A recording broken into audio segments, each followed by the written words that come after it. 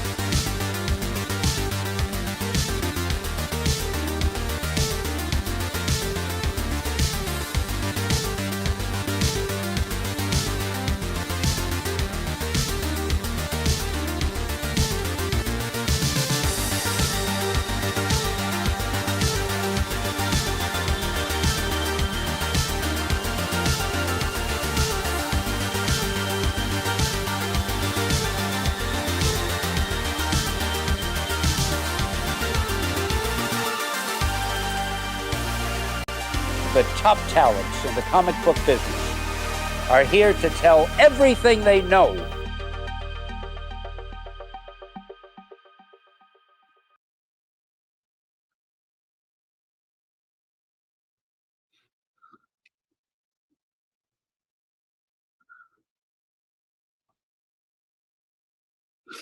It was great. Go back and watch it after this one.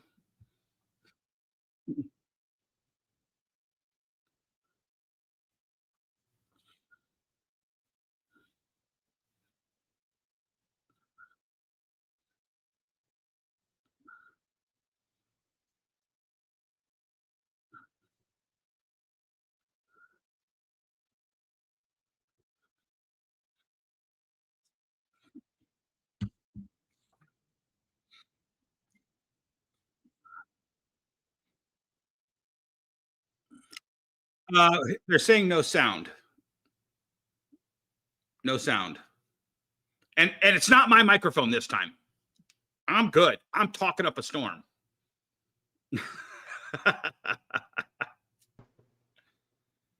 Can't hear Brian is what they're saying. Can you hear Welcome me? everybody to another Industry of Comics episode. This is episode 27, and I don't know. After updating the OBS, I feel like it changes out on me each time. It doesn't take my mic. It takes their mics, but it doesn't take my mic. But anyways, welcome to the episode. We've got a great show tonight. Last week we had Joe Benitez come on to talk to us about Lady Mechanica, and of course we got really big into his history, G.I. Joes, all that type of stuff. It was a lot of fun. So make sure you guys go check it out. But this week we got a very interesting show. We asked the question, are comic books more than just entertainment? Are they more than just collectibles? Should they be seen as investments? Are they investments?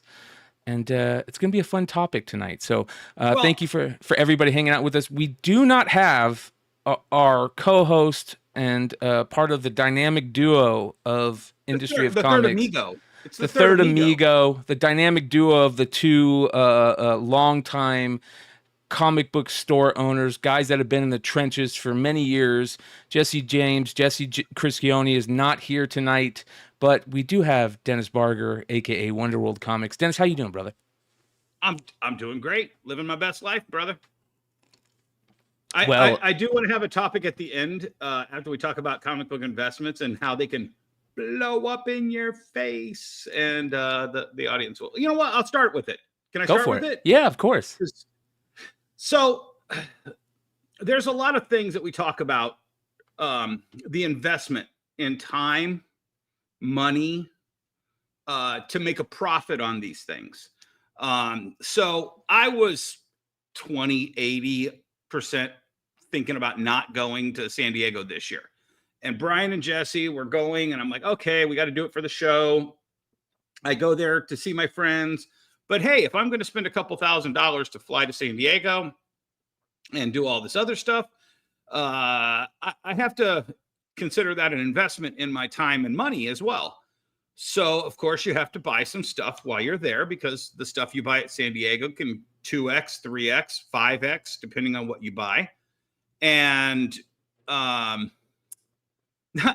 8 minutes in, and Dennis has already taken over the show. Yeah, I bought a whole bunch of stuff, and we crammed it in Brian's rental car and brought it back to Phoenix. And then I found boxes, and I packed everything beautifully. Some stuff for myself, some stuff that was gifts for my employees and friends, and other stuff. And my daughter, I always buy her the Monster High doll while I'm out there. You saw all the stuff that I bought. It was a lot of crap. So I boxed up after we got back to Phoenix. I boxed up all the stuff, and I took it out to the FedEx Center the day that I flew home, and I shipped 4 boxes. I just blanket insured them for $1,000 each, thinking, hey, I've never had a FedEx lost package. It's FedEx, for Christ's sakes. They scan everything. They scan when the driver takes a dump. And lo and behold, 7 days later, 2 packages arrived and 2 packages didn't. So we said, hey, where are those 2 packages? And they said, oh, they're in Dogwood, Texas. They're just running behind. Don't worry about it. Don't worry about it. And then a couple days later, they're still tracking in Dogwood, Texas. And we're like, hey, you need to find these 2 boxes because it's got all the valuable stuff that I bought. And all of a sudden it said, maybe it didn't actually get to Dogwood, Texas. The last scan we have is the Phoenix Center.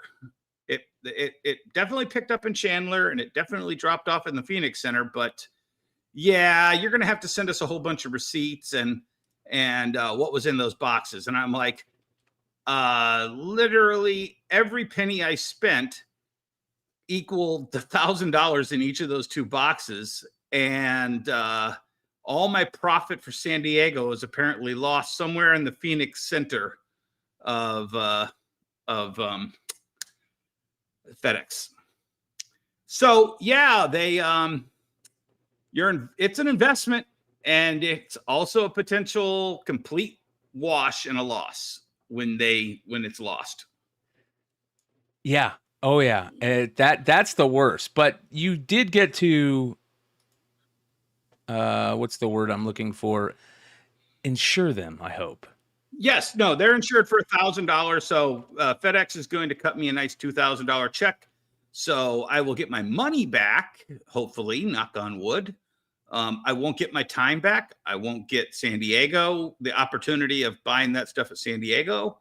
I definitely won't get my profit margin, and anything that I wanted to buy, I'm going to have to, like, dude, all of those dope Star Wars shirts that I bought, gone. And I bought like 3 of those for me. Yeah, and those are the sweet shirts that you can only get at that San Diego, right? Yep, they'll never make those shirts again. Yeah. That's a bummer, man. That's a bummer. Well, that's c'est la vie, right? That's the type of stuff that happens. What hey, it's a risk. What are you gonna do? Yep. So, I won $800 at the casino at that night at the casino airport. So there you I go. guess that was my profit. Yep, there you go.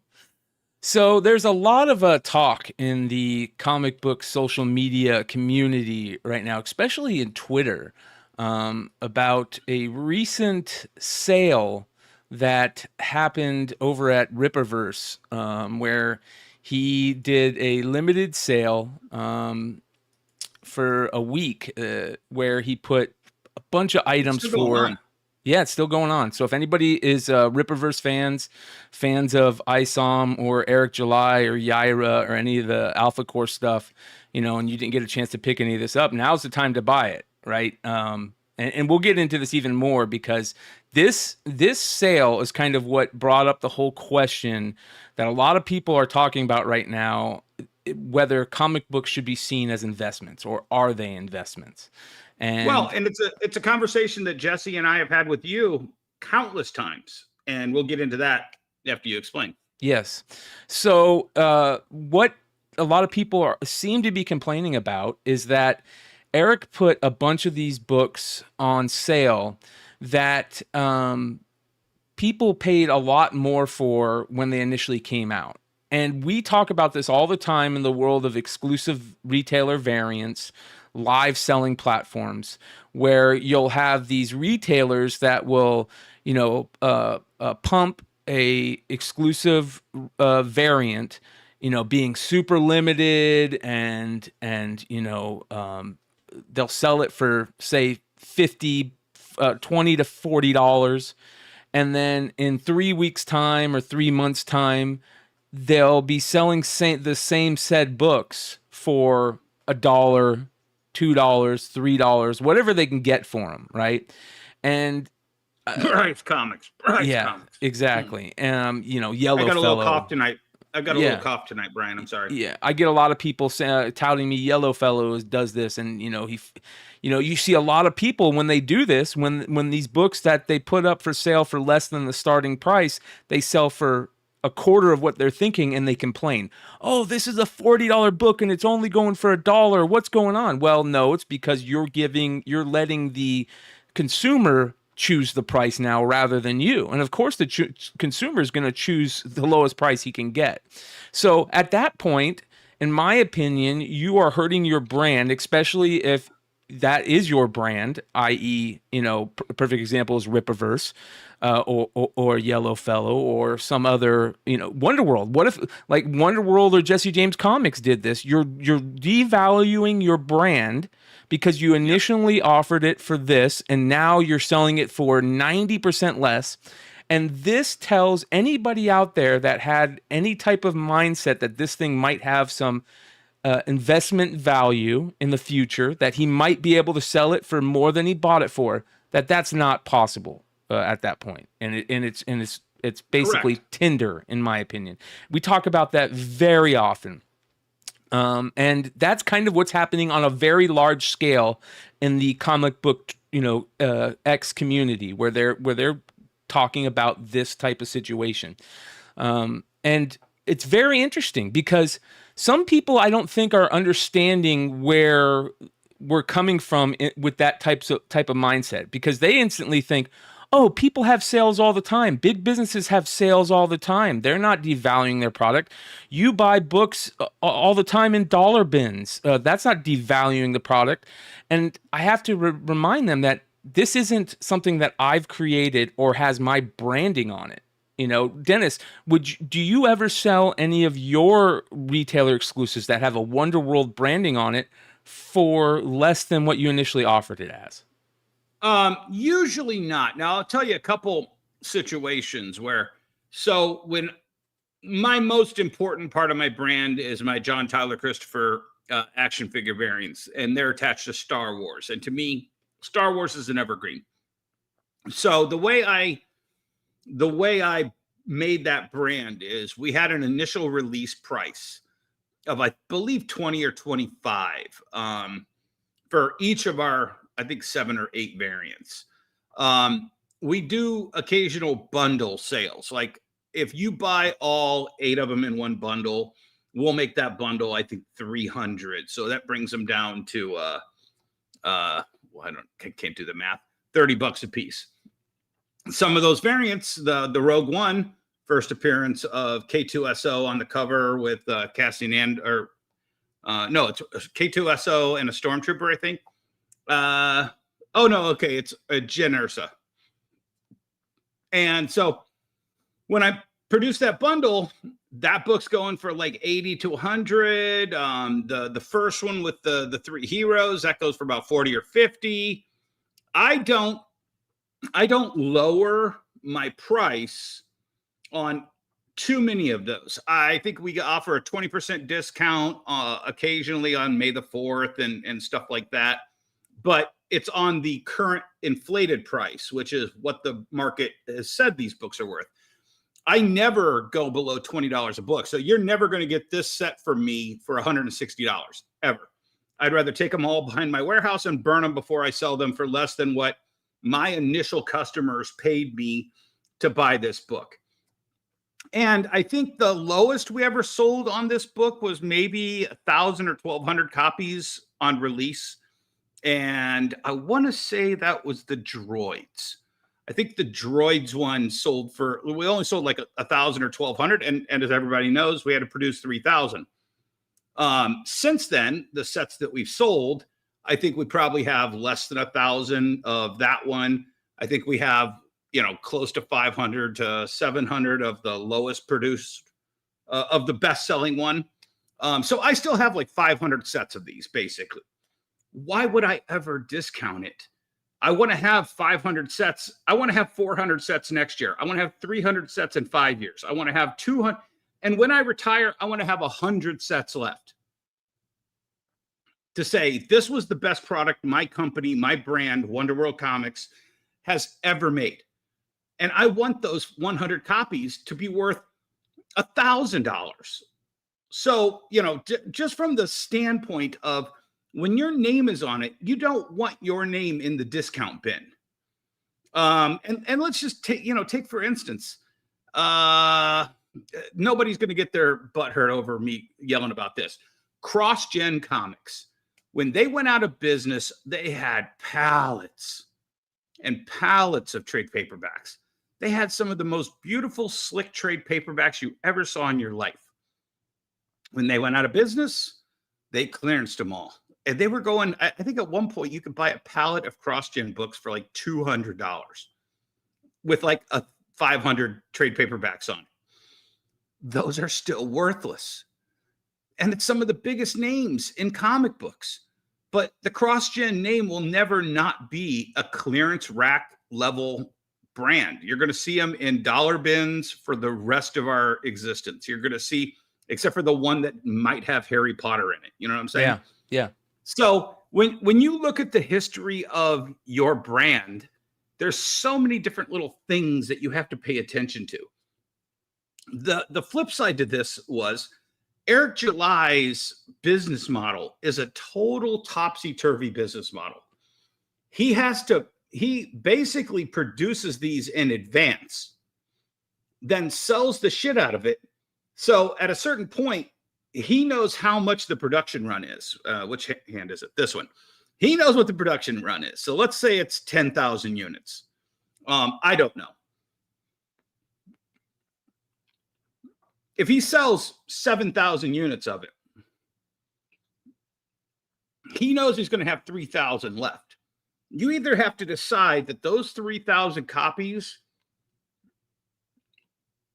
are part of your evergreen, or you decide to do this, dump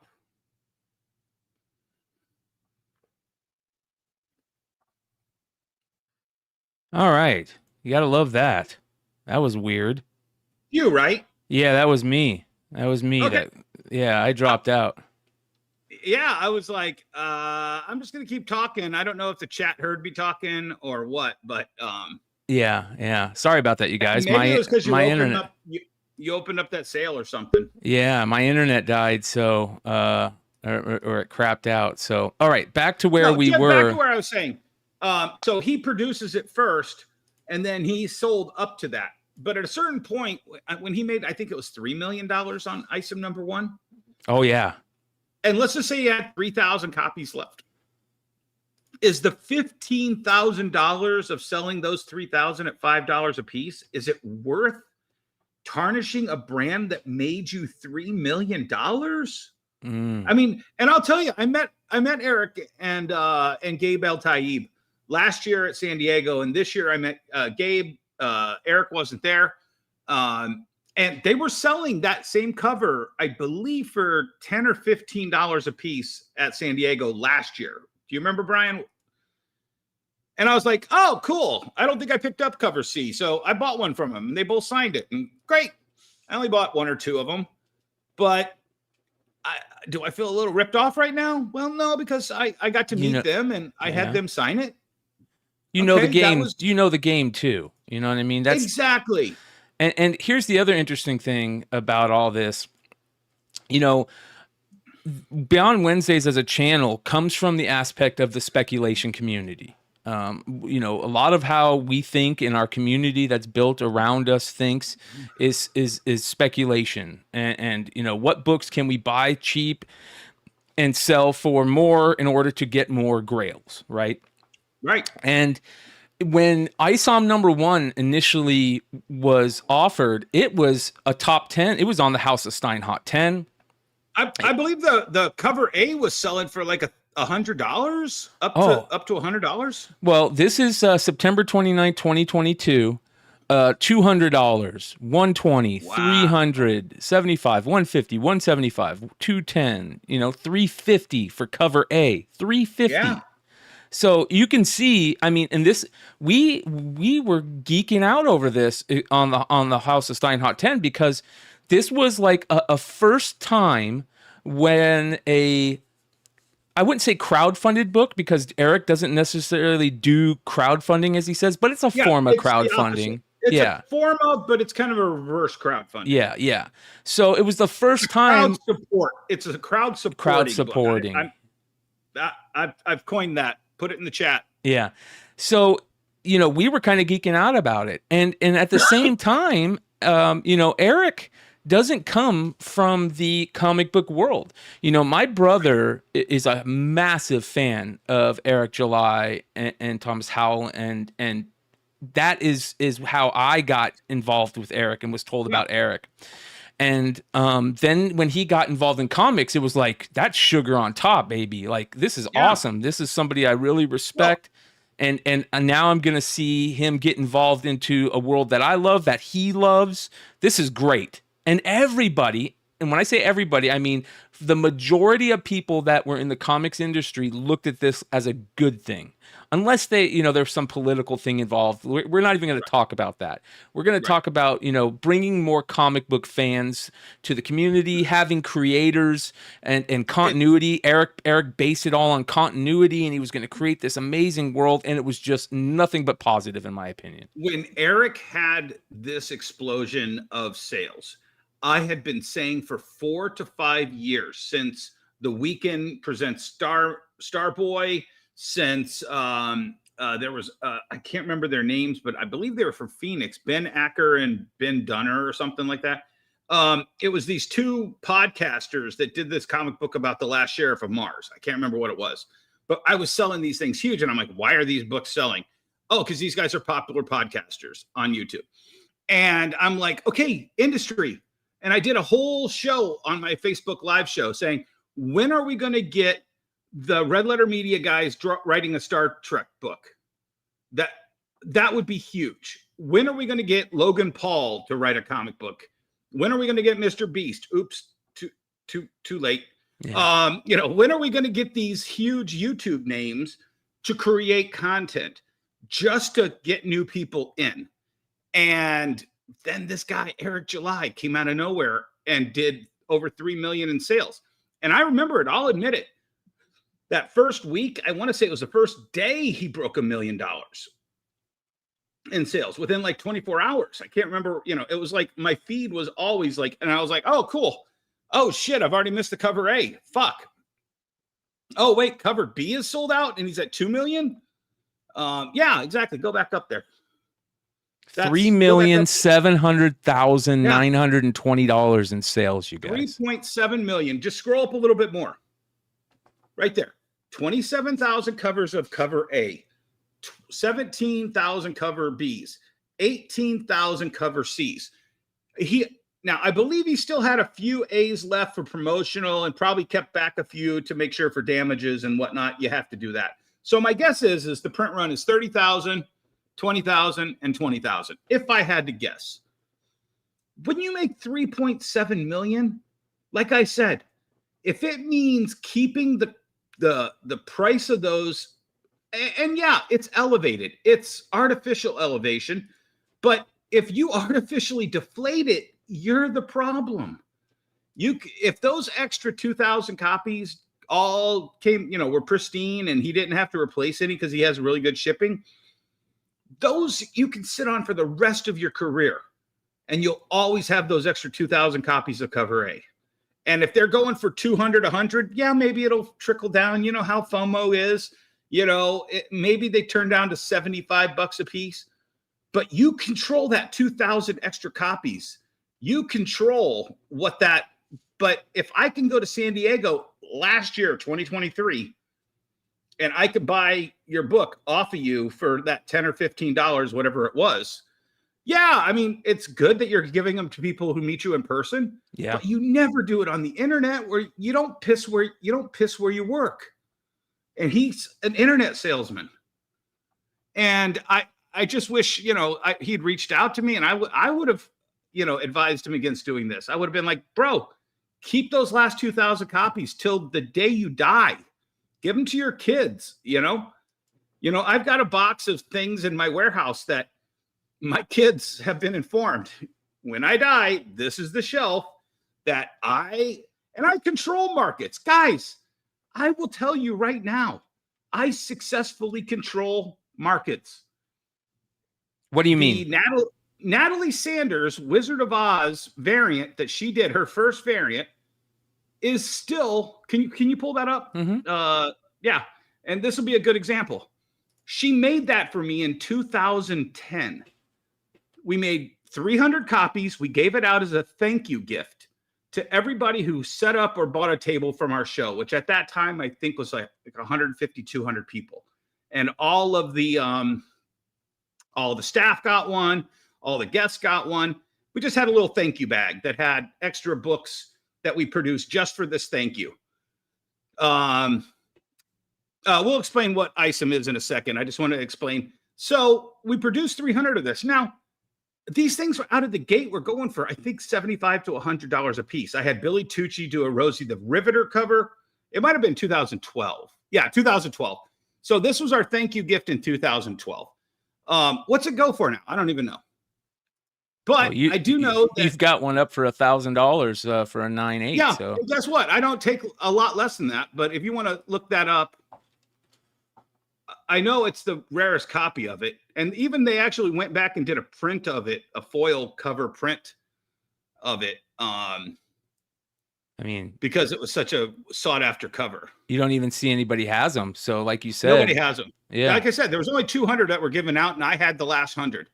And like right before I came out to San Diego, Yee was like, hey man, you got any of those Natalie Sanders left? And I'm like, yeah, Yee, don't worry about it. So I gave him when I came to your house. I gave him one right when we walked in. I just sent it but to him. I know Yee's not gonna dump that book. Nope, he's a fan. And you know what? If I go till the end of my career and I never sell another one, I still made Natalie Sanders' first convention variant. You know what I'm saying? none for sale. I mean, you can't even find any. Yeah. Yeah. So but that's what I'm saying is that was 12 years ago. I made that book. I had probably 100 or less left. I've still got a nice little stack of them. When my friends need one, I'll give them a deal on it. When somebody asks me for it, somebody gets a hold of me and I'm like, yeah, I'll hook you up with it. Take, for instance, the other book that I have. Go to I'm sorry. I'm going to shoot you around on this one, Brian. Jim Lee's The Suit. I think I showed you a copy of it. I brought like 2 copies with me to San Diego. I've been looking for that everywhere ever since you showed it to me, man. So this is a book that they made 350 copies of for a kid that asked for Jim Lee to make his superhero into a real comic book character. And the Make-A-Wish Foundation did 300, or they contacted DC. Jim Lee made the art. Somebody else, who is it? Scout Morrell and Eddie Nunez. So they made the book. They turned this kid's character into this thing. They made 350 copies of it. They sent them, and he sold these copies, I think, for $20 or $25 donations to help his recovery. I bought all the remaining copies. At one time, I think I had 75 or 80 copies of this book. It was still in the original shipper box. Might be the rarest Jim Lee cover out there. It's the rarest Jim Lee cover, except for maybe he did maybe a 1 in 1,000 or 1 in 5,000 cover, I think, a couple times. And those might be rarer, but you know, the art still exists on more copies. I only trade these. I don't even sell these. And I traded one to one of my friends at San Diego for something that was worth probably close to $1,000 that he maybe only had 500 into. And he was more than happy, and I was more than happy. And I have probably less than 20 of these left. So, you know, that's what you mean by cornering the market. And that's understandable. I think when people hear cornering the market, they think pump and dumping, that type of thing. And this is not pump and dumping. And for those of you guys that are asking, sorry, go ahead. For those of you guys that are asking about ISOM and what ISOM is, let me explain a little bit. Let me continue about Eric July and explain what ISOM and Eric July did. So Eric July decided to do this book called ISOM. He creates this character. He creates this comic. A bunch of people put in to buy it. He produces the comic, and it starts being sent out.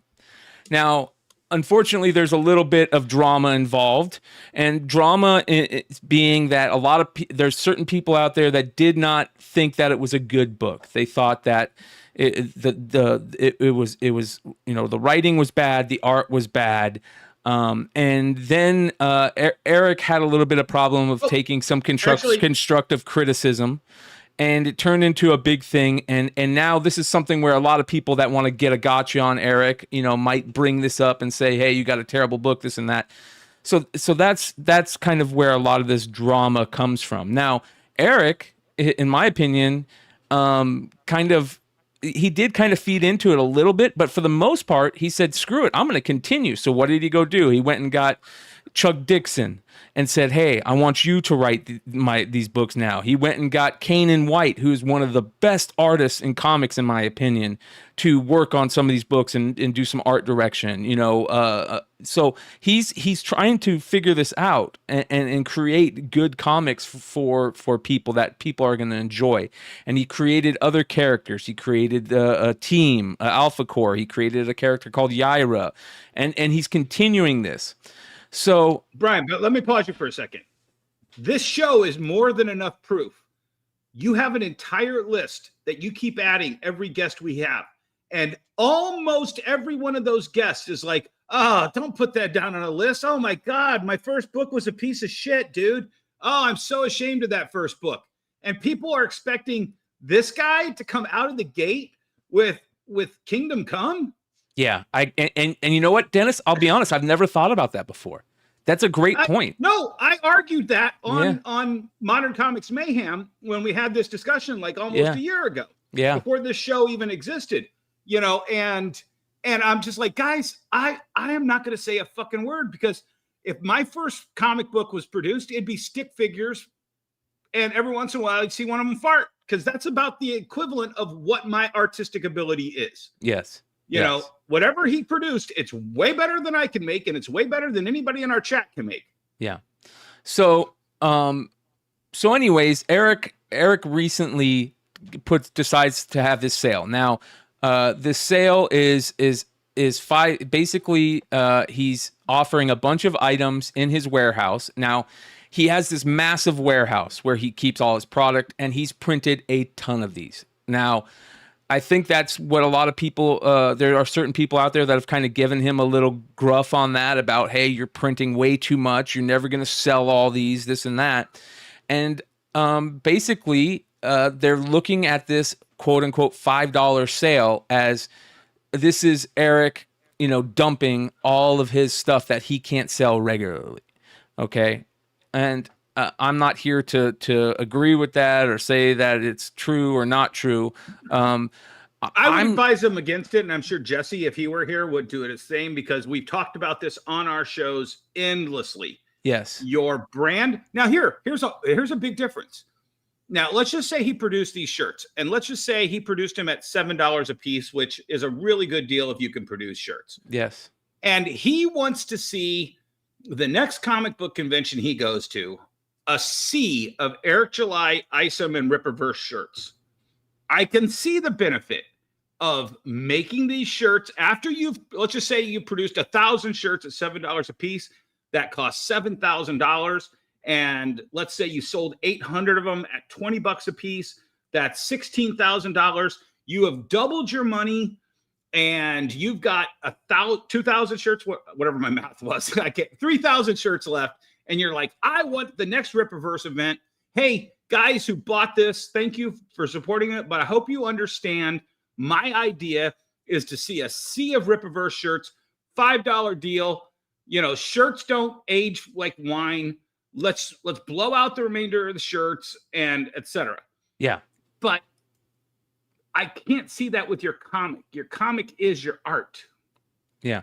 Well, the reason why I think that we can't see this with comics, Dennis, is because we know that comics have monetary value. They have an investment value. And I think that there's a lot of people out there that don't agree with that. Well, can I change your word for the rest of this conversation? There's a word that I don't hear often enough in comics, and I want to make it more, because I've been saying this word constantly, and I have not been using it on this show because I kind of thought it might have been like a 50-cent word instead of a quarter word. Comics are a commodity.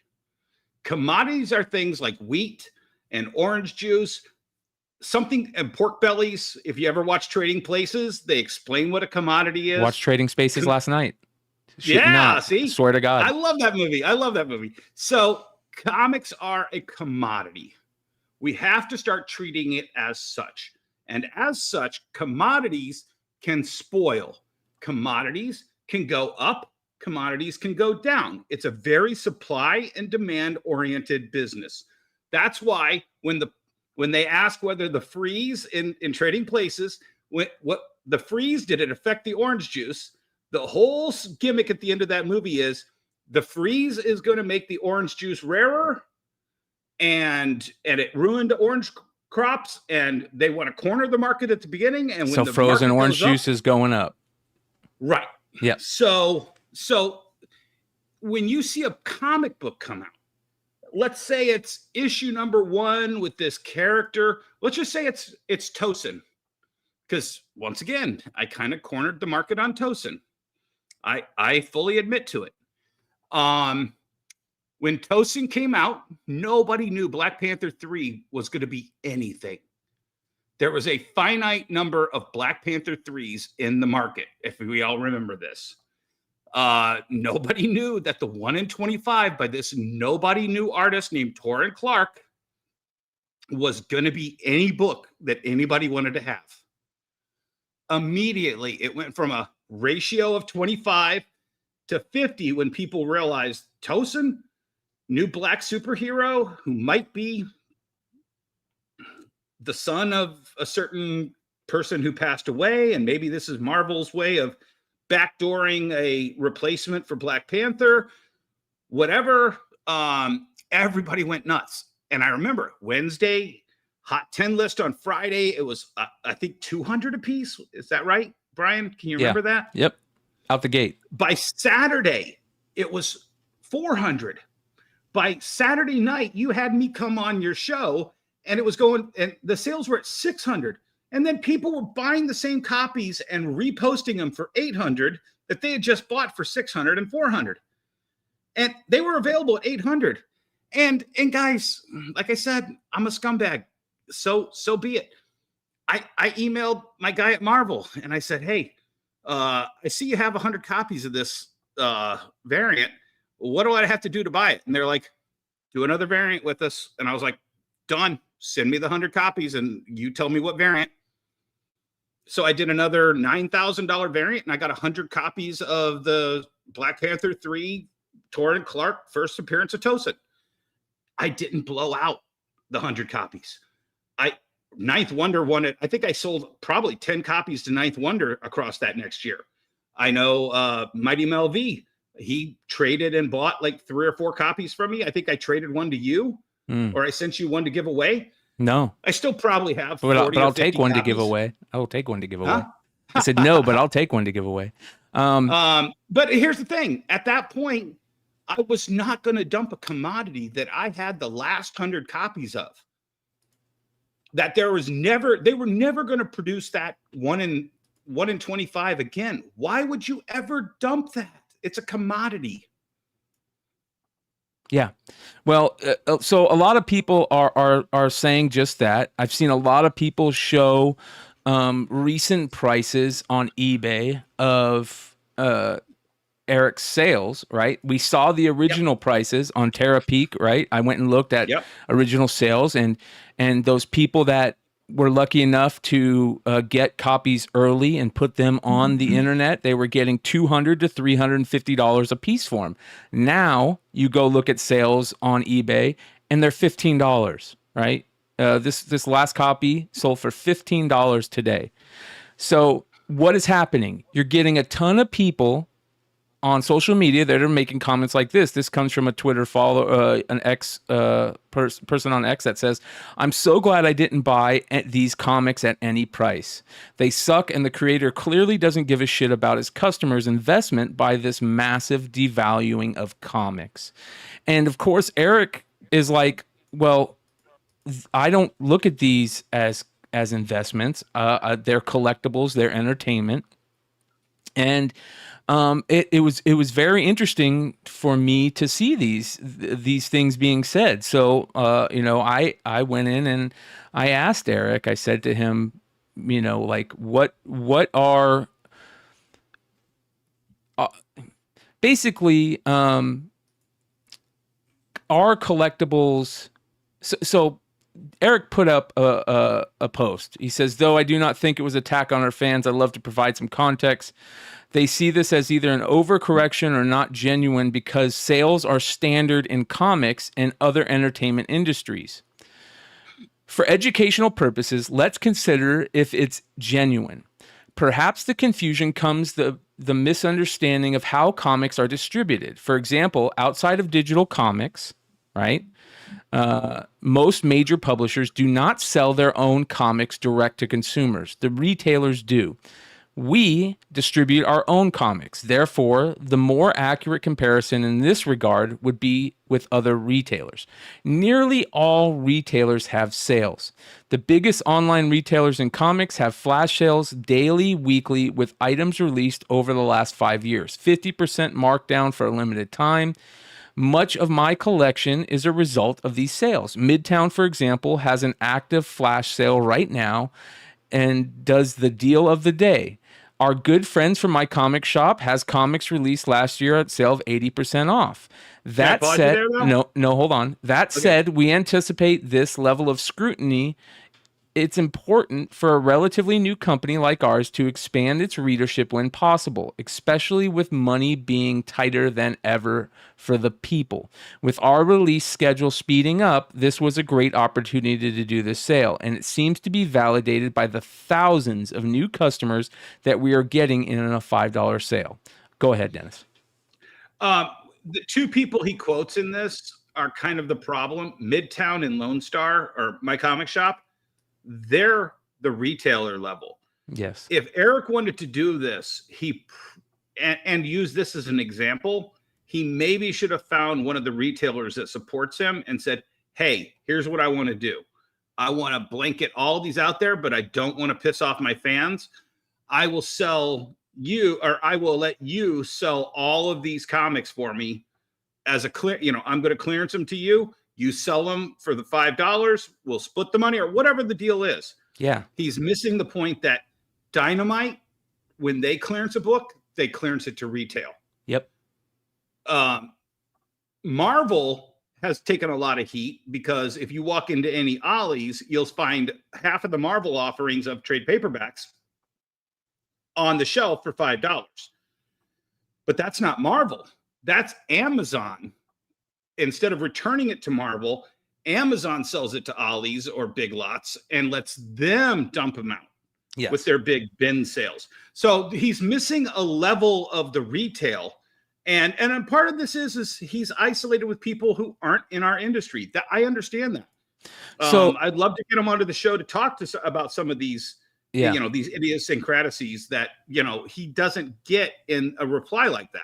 So I asked Eric, I said, do you see your books you publish as collectibles, or are they just entertaining stories, or both? The reason I ask is I come from the speculation and investing side of comic collecting. One of the big issues we have identified is retailers selling their retailer exclusive variants for a set amount out the gate, and then when they need money, selling them for 50 to 70% less a few months later. In doing so, they piss off the initial buyers who paid 70% more and see their quote-unquote investment lose value at the same time the retailer has devalued their brand by doing so. I think comics are different in that they have entertainment value and collectible value. When you drop your price, you piss off the initial buyers who now say, I'll wait till it goes on sale. And that's a big problem. Now, anybody that wants to get in on an ISOM book or a Rippaverse book is probably going to think, hey, I can wait 4 months until it goes on sale. Right. Now, Brian, let me ask you a question. Self-gratification here. Would you have made that question a year ago before you started this show? Oh, I don't know. Because I think you understand a little bit more about the industry. 100%. 100%. I understand. I look at things differently. I was gushing with pride hearing you read your question because I'm like, a year ago, Brian did not understand half of that. And I know because I watched all your shows. Yes. You're right. That's why we started the show, is because there's so many people. Exactly why we started this show. Yeah. So many people in the world of comic books don't understand the industry aspect. And we have to have that. Eric responded. He said, people are free to wait as long as they'd like for a sale that may or may not come. I also don't believe collectible equals for flippers. So I said, what do you mean by I also don't believe collectible equals for flippers? Sorry, I'm not understanding. He says, as in, not all collectibles are for resellers. I collect as an example with no intent to sell. And that's a very interesting take. That's a, yeah, I get that. I will tell you, Brian, I agree with Eric on this because I would, and with the chat to some extent. I think it was figure drawing or Lord of Brooklyn. Most of his customers out of that first 29,000 that bought those cover A's, those are on their little back wall saying, I supported Eric July because he's my favorite YouTuber. And 90% of those copies are never going to leave their hands. Yes. Until the collection passes on to somebody else. Yeah. Yeah. And listen, I told Eric, I said, you're right. But most current day comic collectors buy books with the thought that they're worth something and that they're investing, especially limited comics. I hear many of my viewers complaining that they don't want anything to do with collecting anymore because their investment has tanked. Personally, I hate that because it seems comics aren't looked at as entertainment anymore. I feel that the retailer exclusive variant game has caused a big part of that. And then I told him, by the way, I love his transparency. I love the fact that we're able to ask him these questions and he responds. And he says, though we consider readers more than collectors, we do take care of both. We have print numbers that will never change for certain covers. And we also have signature series copies, which is very interesting to me. And I said that may be the best way to deal with this issue. Have collector variants that have lower print runs and never sell for less than the OG price. From you, not secondary markets, of course. And regular covers that are for readers/supporters that can be sold in sales, etc. Well, and that's what he did with that cover C. If you remember, he sold out of cover A on day one. He sold out of cover B on day on like day 2 or 3. If you weren't in his first $2 million in sales, you missed out on cover A and B. And like I said, I have no doubt that he overproduced, say 10%, like he was probably advised to. The post office, FedEx might lose your package. So he probably had 2,000 of cover A's and he took those to conventions or whatever and got rid of those, whatever. But the cover C is exactly what you described. It's for the readers. And that's what he had available at San Diego last year. So I want to, and I don't know this, that's why I'm talking about it. I want to know what covers he is offering in the $5 sale. Okay. So is he offering any of those, collectible or covers that are limited in the $5 sale? And for ISOM 1, he's only offering cover C, it looks like. And for ISOM 2, he's only offering he's offering any cover, it looks like, for ISOM 2. So no, that's a pick your cover. So yeah, you can pick whichever cover you want for $5. Yeah. So any cover of ISOM 2, I don't know if they, and again, I don't know if they printed a different cover than these 3 as a limited cover, but cover C. So for example, if I go and look at cover C, let's go up here, ISOM number 1, cover C. Let's see if what those sold for out the gate, right? So 125, 170, 120. No, don't look at anything that says signed. Well, okay. Signed. All right, here we go. $120. Yeah. 120, 40, 71, 64. So, I mean, they were selling for a pretty nice little chunk of change, okay? And now you can buy them for $5. Yeah. So, and I'd be really pissed if I was one of those hardcore Eric July fans who felt I missed out on the first offering on Kickstarter or Indiegogo or wherever he offered those. I would be a little upset if I had the FOMO and spent 120 or 60, and all of a sudden now everybody else can get them for $5. Like I said, he maybe should have kept them for just people who meet him in person. Had one giant Eric July event somewhere. I would recommend Wonder World Comics, and said, hey, if you come to this signing to support this store who supports me, you're going to get this book for $5, and I will sign it right there. And, boom, that keeps dealers who want 20 of them. I'm sorry, I can't do that. I want one per person. Every person that comes in is going to get an ISOM number 1 for $5. That's the way I think you handle it, especially with that limited, engagement. And I know he's been a part of several of the meetups with Geeks and Gamers and that Friday Night Tights group. So he could have easily done those just with that inner group that of his supporters, his main core supporters, without putting the blood in the water of everybody seeing that it's $5. And like I said, blow out the rest of your shirts. That's not your art form. You're not a shirt manufacturer. Blow out your hats, blow out, all that stuff, because you have to add it all up at the end of the year, and the tax man's going to come and take that, take a % of that. So the reason why we're talking about this and why I bring up what's going on with Eric and this big sale is because the main question is, are comic books investments? And I think that they initially obviously didn't start that way. Initially, comic books are just entertainment, for somebody that's going to be riding the bus that day or sitting on their break and needs something to read on the shitter. You know what I mean? Like, it's a funny book. I have 2 funny stories about this, and I'm sidetracking it again in chat, so yell at me. Manga. Every time I've been to Japan, and we all talk about manga as this huge trend, and America is a totally different manga audience. Over there, manga is a weekly magazine. Mm-hmm. And if you saw how many of those thick mangas that we're all, Josh from International Comics is, hey, look, I got the first appearance of this character. If you knew how many of those got tossed in the garbage can and rolled up in the back and shoved in somebody's back pocket like comic books were treated back in the 60s in our world, you would have your mind blown. Manga is actually cheaper than toilet paper over in Japan. Yeah, they throw them away. And actually, one of my best friends who sadly passed away a year ago, he had the most incredible picture of his mom, and it was his mom and his uncle sitting in front of this wall at what do they call it? What's the big park in Central Park in New York?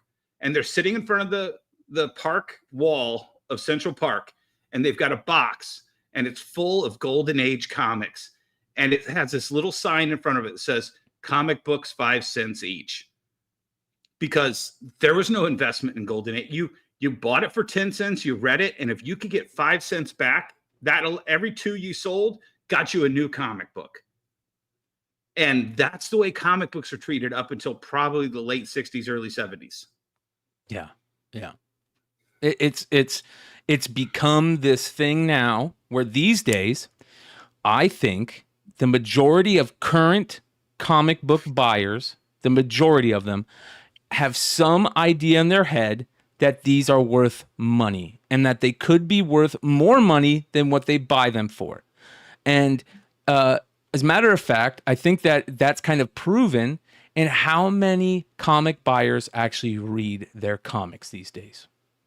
I threw you guys under the bus on a Modern Comics Mayhem recently. You were like, oh, wow, look at that cover for issue 3. I go, how's the story on issue 1 and 2? Oh, I don't know. I mean, I bought the cover, but I haven't had a chance to read it yet. I'm like, and I just did exactly. Yeah. Yep. The people are not, they're not reading. As a matter of fact, a lot of our viewers talk about how they're just cover collectors. They just buy based on what's on the cover, and that's fine too. You collect how you want to collect. I'm gonna try not to, talk shit about how you want to collect. Do I think it's gonna help the comic book industry if the majority of comic book buyers aren't reading? I don't think it's going to help. So I had 30 books to choose from when I picked this book off of the spinner rack at my grocery store across the street from where I lived, the day my mom threw a bunch of change on the counter and said, go over across the street and buy a comic book. I picked this one because the Riddler looked really badass and Batman and Robin were swooping in to catch him. And I was like, wow, that said something to me as a kid. And I picked it up because of the cover. And I think that's an absolutely valid reason to pick up a comic book. If the comic publisher did their job right, they picked the right artist to draw something that would captivate the reader. But you then also got to get them with the story. Yes. And I get a lot of people that say what Three Rivers Comics is saying. Three Rivers says stocks are an investment because they have underlying financials. Collectibles are not an investment, period. And you know what I say to that? Tell that to Heritage. Tell that to Metropolis, who just sold a comic book for millions of dollars, right? Tell that to those people who buy said comic books and resell them, and that's how they make their money. To say that collectibles are not an investment is idiotic to me. It's absolutely idiotic because there's whole markets that are based on them, financial markets. Well, it's not just that, but it's also the secondary markets. Businesses. There's no CGC, PSA, the restoration company that just won the $5 million suit against CGC. Yes. You know, the restoration company that just ruined all those books and the guy just got arrested, whatever his name is. I forget his name. Mike something. Well, you know, there's entire markets that come from the investment, just like Fidelity Investments or, you know, these people who you call up to buy stocks. There's secondary people who feed off of that. Yeah. That I call the middlemen. A perfect example of what you're talking about was a post that Ethan Van Sciver put out where somebody said, what part of collectors aren't primary focused target audience don't you people understand? Eric made that very clear on the stream recently. And Ethan said, if collectors weren't the primary focused target audience, there wouldn't be 4 variant covers and a $100 foil variant plus CGC grading. At no point were collectors not the primary focus target audience, and there's nothing wrong with that, but stop lying. And he brings up the CGC grading part here, and that's what's important about this, what Dennis said. If there was no value on these books, why would somebody encase a book? Because then you can't read it. There's no reason to do that if there's no value on it. And it's as an add-on, as part of the thing, you're receiving the graded book signed by Eric or you know, 9.8, whatever. You're never good. When you get that book, you're never going to, unless you bought 2 copies, one to read and one to do that. But here, I got a better one for you, Brian. And this will be, you know, the chat will enjoy this one. When I dropped that box of comic books on Diamond at that retailer summit, it was because they were basically giving me comics that were damaged. And they were like, we're not in the collectibles game, Dennis. We're in the selling comic books game. Yes. And I'm like, well, then why did the side of my box say Diamond Comics, your collectible nexus? Yes. And it's like, oh, okay, because you sell collectibles, Diamond, and you should get them in one piece to me, the guy who sells those collectibles to my customers. Yeah. Unless she says, welcome, Jesse. Yeah, ladies and gentlemen, Jesse Criscione of Jesse James Comics. Yep. So I completely disagree with everything you guys said. That's why we want you here. No, I'm joking. I was actually getting something done that had to be done with my lawyers. So I've been kind of working with them. But, you know, bottom line is this. You got to use real numbers and not technically opinions, right? At my peak, I had 550 box holders at my peak. Okay. Out of those 550 box holders, I had 0 people buying books for keys. Why? Because you guys keep on forgetting the key word. People are completionists in the comic book world. And so completionists encompass about 95% of the comic book world. Now, does a completionist here and there say, oh, I like cover A, but I also want cover C? right? That happens a lot. Now, they might be buying it because they like it, but I will tell you, and Dennis will tell you this. Dennis, one of the first 3 questions we ask someone is, how much do you want for their collection? And the first answer we get back is, I have no idea what this collection is worth. I only bought it to write it or to read it or to be a completionist. And so you just got to go with the natural course of customers out there that have been collecting maybe more than 10 years. The previous 10 years, Brian, I think that's what you're talking about, is from today and 10 years back. So Those I disagree with that, and we've had a conversation with me and you have had this conversation. I think that Jesse is right. I think that the majority of comic buyers back, I would say 15 years ago and back, were completionists. For example, are completionists. For example, they've been buying Amazing Spider-Man since issue number 222, and they want to complete the whole run, and maybe they don't read everything, but they still buy it.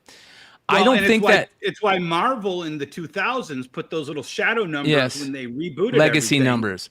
Now, I don't think that's the case anymore. I think that the majority of buyers now don't even read their books and aren't doing it for completionist thing, because there's people that don't buy certain books because they don't like the cover or this and that. I think that there's still completionist buyers out there, but I think the majority of people that buy books aren't buying them for completionists anymore. I think that's changed in the last 5 years, 5 to 10 years, especially once, social media and comic book stores quit being the thing, and people started buying their books from Whatnot sellers and eBay Live sellers and eBay. And this, I think that showed them that there's more than just a completing value to these books.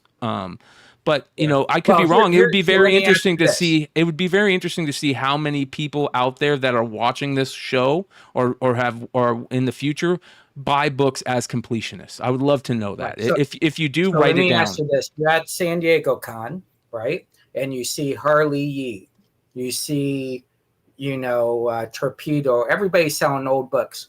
What's the average age of someone buying there? 40 and up, 50 and up, 60 and up. You don't have young kids buying from Harley Yee. Why? Because they're trying to complete collections. They're trying to get Silver Age. They're trying to get Golden Age. To say technically that people aren't going to buy a book because it won't have value, I don't think that's what goes on in the comic book world. Jesse, let me ask you a question, because I was kind of bearing my soul out earlier and giving up some of the tricks of the trade. Would you rather buy, let me just ask you this question. Would you rather buy the last 100 copies of a variant from a publisher that you knew sold one per person to 900 people before you, and the last 100, Jesse James was going to get to control what that was worth? Or would you rather be one of the first people to buy 1,000 books and buy 100 of that book, not knowing what that publisher would do with the other 900 copies if you were the only one to buy?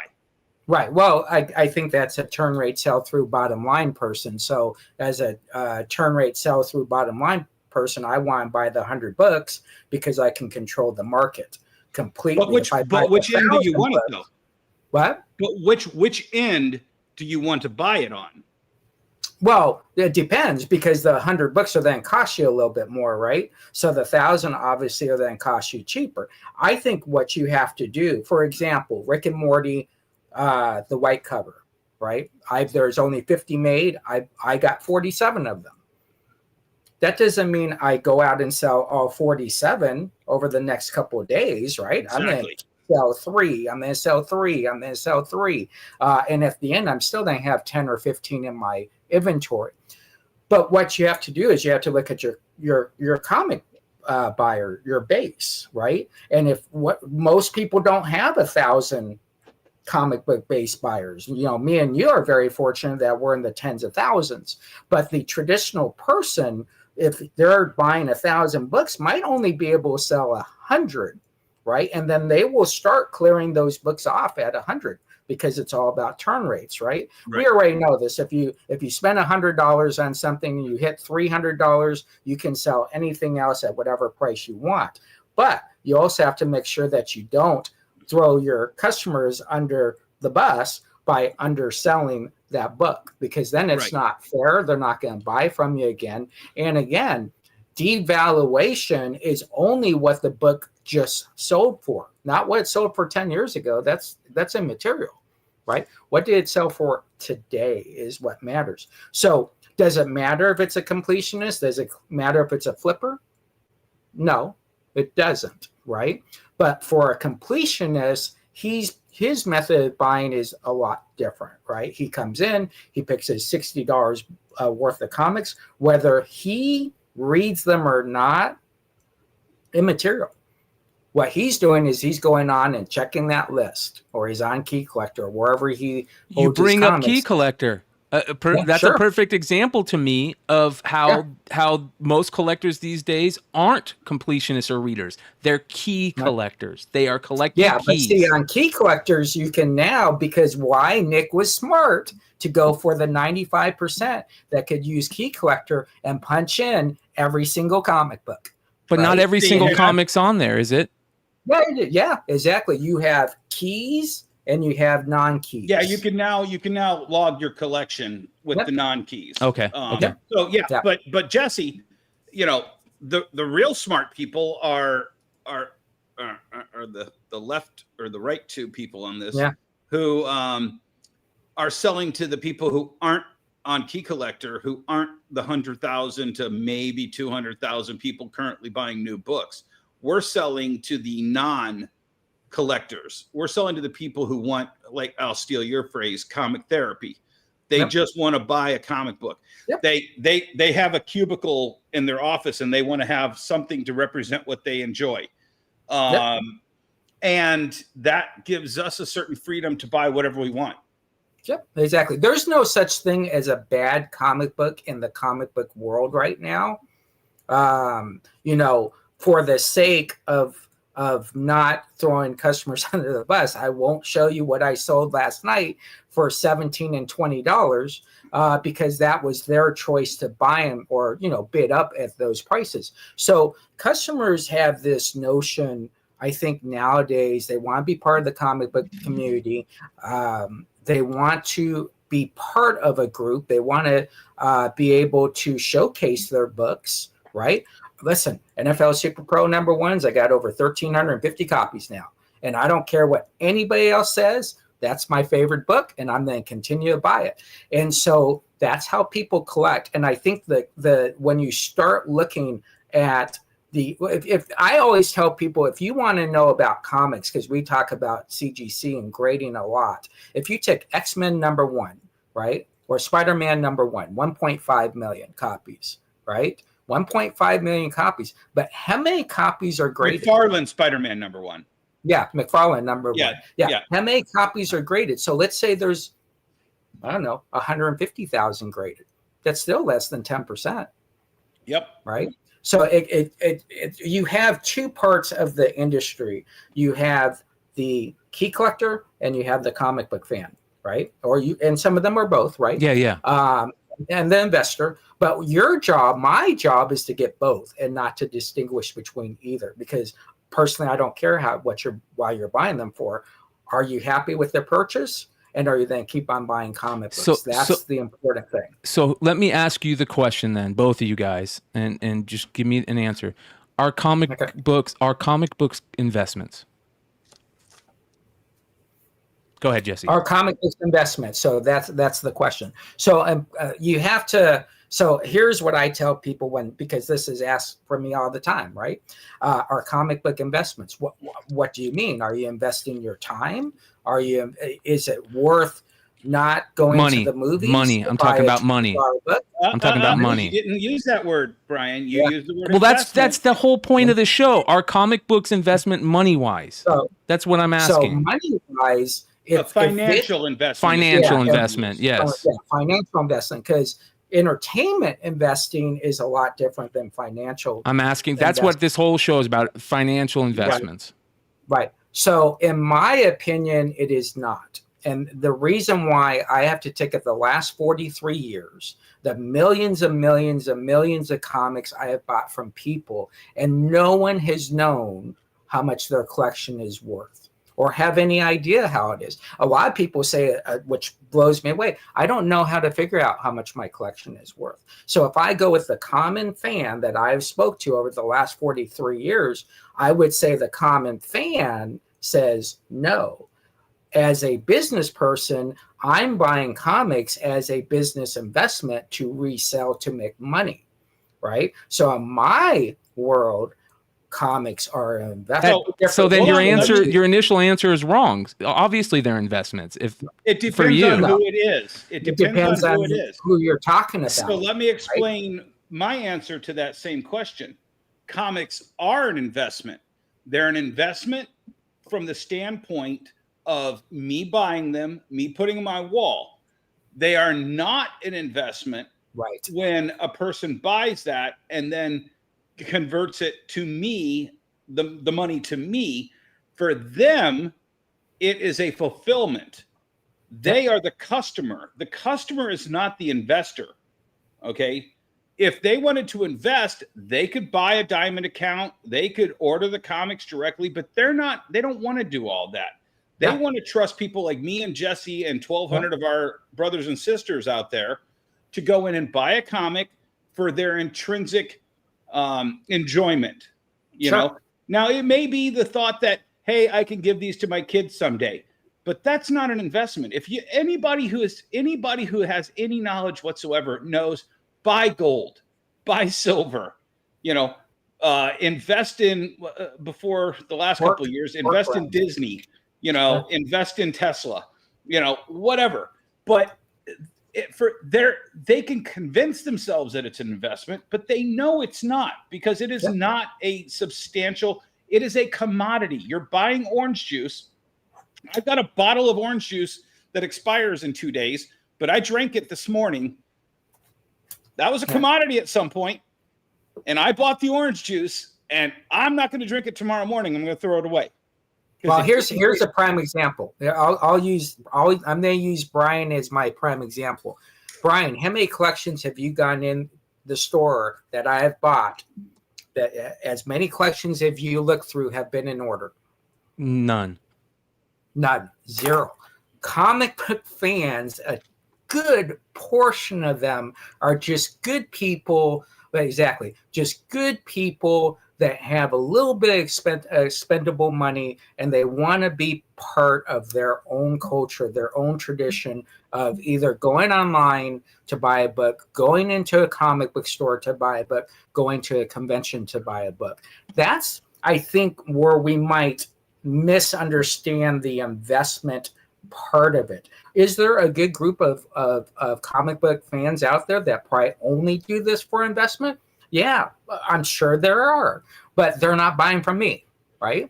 How do you know? I'm the guy to make money on top of what I've invested. Brian, so I think if you take those two things. Can I throw this back on Brian for a second? Yeah. Yep. Okay, how many, I'm going to use the generic phrase and then you correct me. How many Tops 2024, whatever you opened up, have you opened up? I've opened up about a case of fat packs. Okay. Is that an investment? Though that case was just pure fun. But the case hold on. But the two cases that I have unopened are 100% investments. Okay.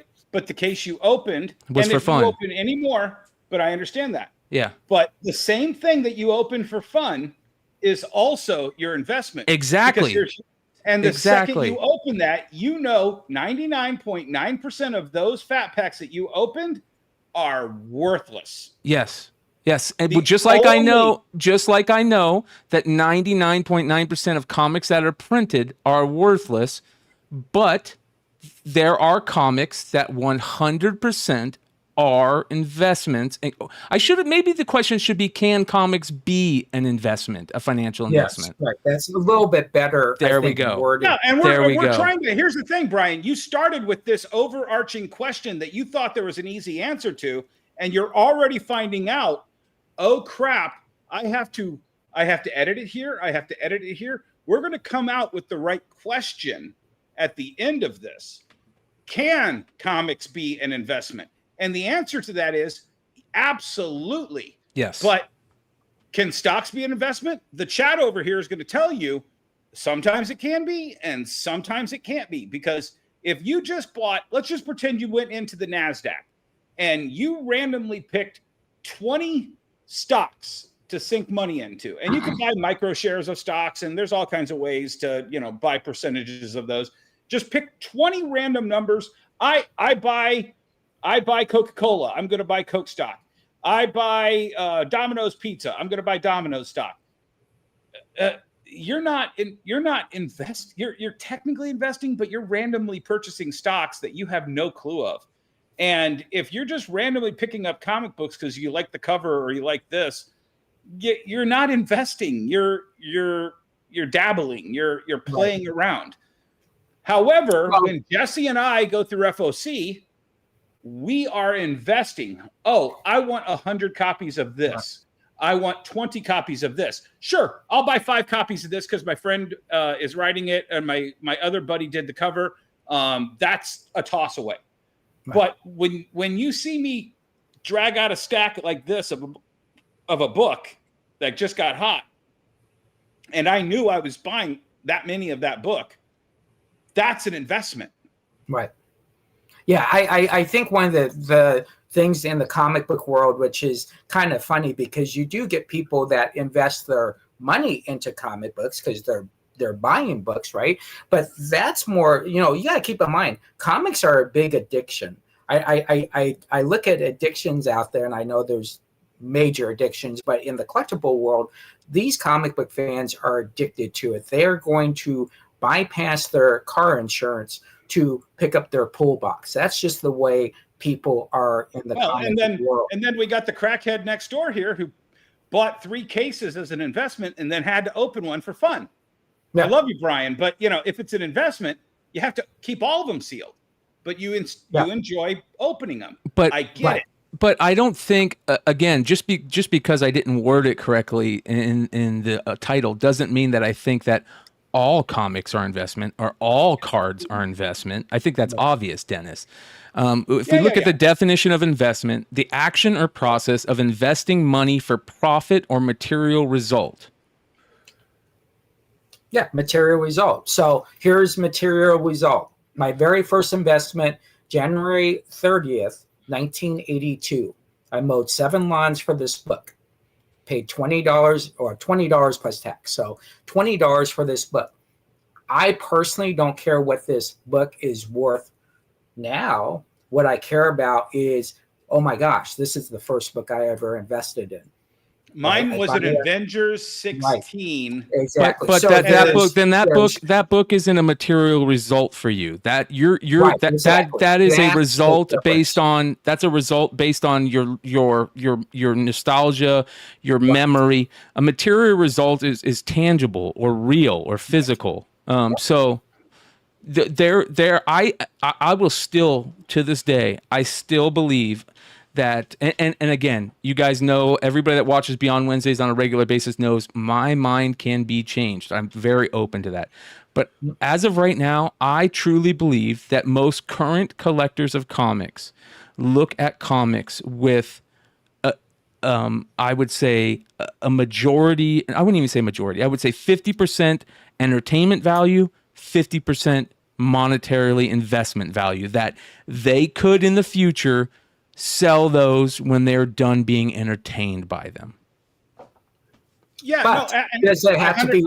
Here's the key. Here's the key, Dennis and Brian. Does it have to be sold for a profit? Well, if it's an investment, yes. No, it doesn't have to be, but to look at it as an investment, yes. That's what I'm saying.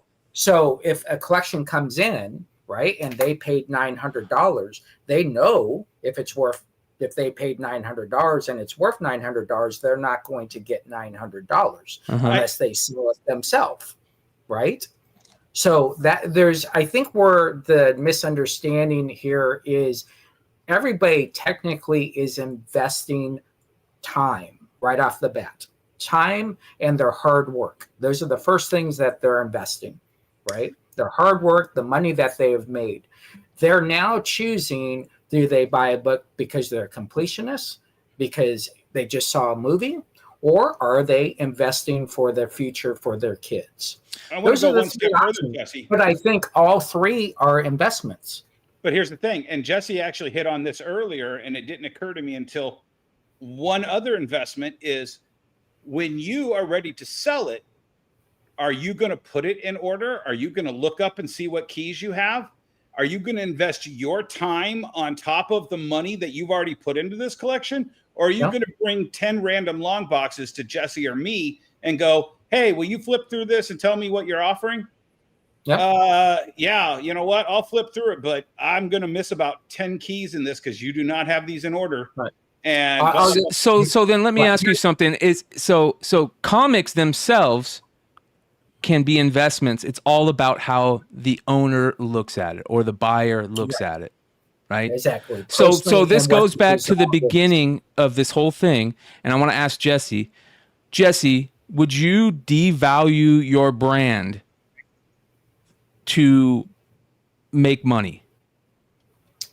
Well, I don't think devaluating your brand is a way to make money. Well, what do you mean? What I mean by that is would you, and this goes, the original part of the show, would you take your initial retailer exclusives that you did for Bob's Burger and sell them for less than the initial sale price? No, but this is what I have done in the past. I have done 430 exclusives, right? I've had exclusives that technically didn't do well. I mean, that's just the way it works, right? But I have found out that my friend in Houston was having a signing with that creator. So what I'm going to do is sell that book to that person and let that person get it at a great price. And it's up to them to sell it at the price and let them take the hit, whatever hit they then do. Your job is to always protect the brand, but not to be the source that is devaluating your brand. And that's what I said with Eric July. He should not have done this himself. He should have moved these to a retailer friend. Yep. And if the retailer friend is the one that's blowing them out for $5, it doesn't come back to Eric doing that. It goes back to that. And I'll go one step further. I've devalued my brand. I've admitted to devaluing my brand. When I was doing my whatnot sales, I would always include 1 or 2 or 3 of my Wonderworld variants in my $500 mystery boxes. You know why? Because I want my brand associated beyond that CGC slabbed or CBCS slab 9.8 that they won in that box. I wanted to put my brand out into the market to my customers and partially my fans that bought from me on Whatnot. Here's 3 things that came directly from Dennis with Dennis's brand on it that I'm giving you for free on top of the $500 slab or maybe the $1,200 slab you got for $500 when you bought my mystery boxes. And that's a way to not charge for your brand, but put your brand out in the market. And so many of those guys who bought those were like, Dennis, dude, and I saw them too. I went on eBay and I search my name all the time. Wonderworld Comics. Of course you do. You're a narcissist. Yeah, of course you do. Duh. And I was noticing people were putting those out there and they were starting them at $1.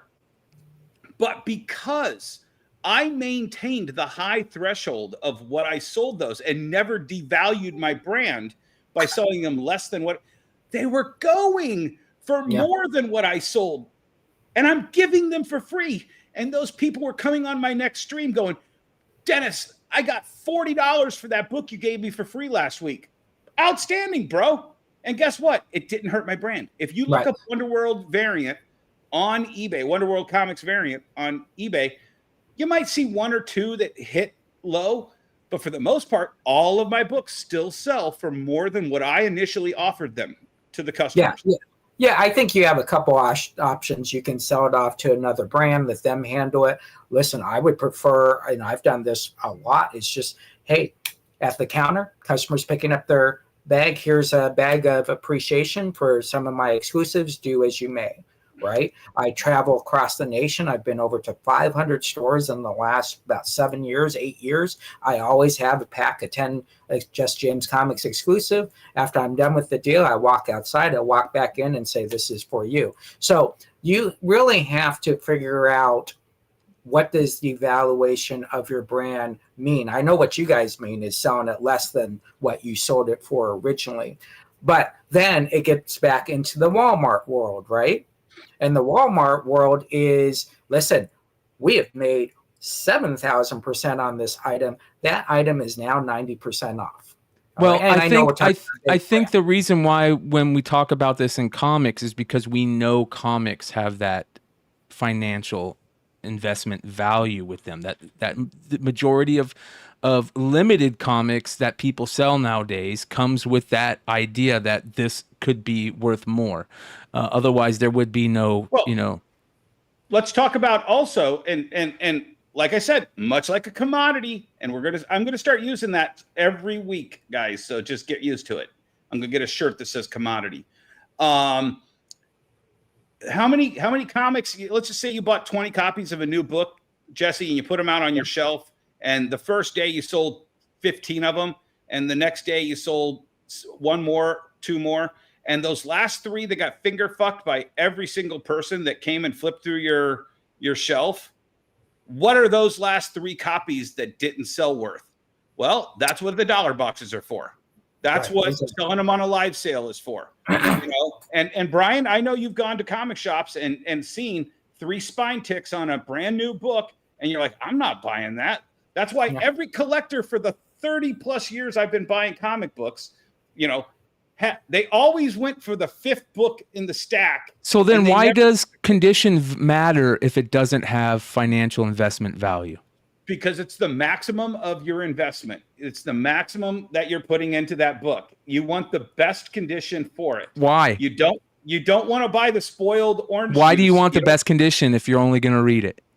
Because if you want to resell it at some point, but let's just say you're going to do that for all those 20 books. Well, I think that's natural, right? Yeah. You're not going to walk into the grocery store and buy an apple that has a bite in it, right? Well, that's not the same thing. I mean, people buy cans that have dents in them all the time, because they're saving money. Oh yeah, my dad worked for Campbell's Soup. People buy dent. Yeah, all the time. My dad worked for Campbell's Soup, Jesse, and that was a big thing. People would buy cans with dents in them because they could get them for cheaper, knowing that the food in the same was the same. Oh no, there's old TV shows where the old lady would go to the grocery store and drop the can and take it up to the front. I'm joking. So here's a prime example. Let me give you a prime example. A guy emails me and he has 1,200 books. And he says, oh my gosh, these 1,200 books are awesome. And he sends me the list. I go, listen, dude, I don't really need to see your list. Just tell me how much you want for your 1,200 books. All right. Well, the great thing about them is they all have micro chamber sheets in them. And I go, so all 1,200 have these in. So you do know I have to open up the bag and board, open up the first page to pull out that freaking micro chamber that doesn't do crap.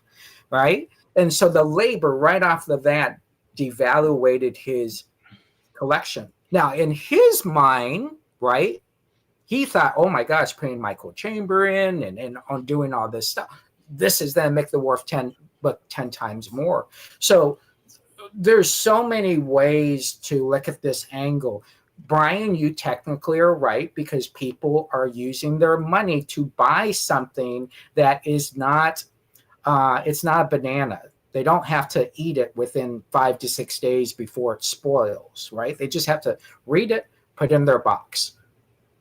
That's basically what they're doing. They're investing time to drive to the store. So there's so many ways to invest time, money into a product that you're most likely then keep until you die and it gets passed off or it gets sold. Here's the 3 reasons. why people sell comic books.